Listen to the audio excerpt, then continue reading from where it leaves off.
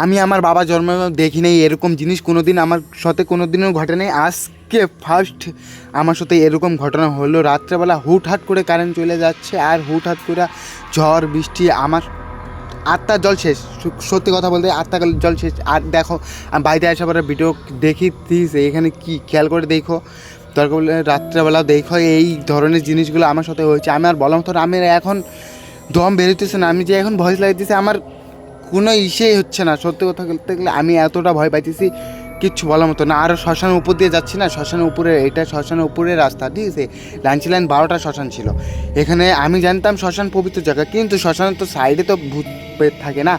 আমি এইটা দেখেই বলছি, বাড়িতে এসে ভিডিও দেখছিলাম, মা বলছিল এটা পেতনি বা কিছু একটা আমাকে বলছিল। আমার সত্যি কথা এত ভয় লাগছে না, বলার মতন না, এত ভয় এত ভয় কি বলবো। সত্যি কথা একটু পরপর হাওয়া আসতেছে না, আর শ্মশানের উপর দিয়ে যাচ্ছি আর বেড়াটা কোনো কথা বলে না। আমার আরেকটা ভয়, কোনো কথা বলতেছিল না, আমি চুপ করে একজনের ভিডিও করতেছিলাম। আমার ভিডিও করার কোন প্রয়োজন।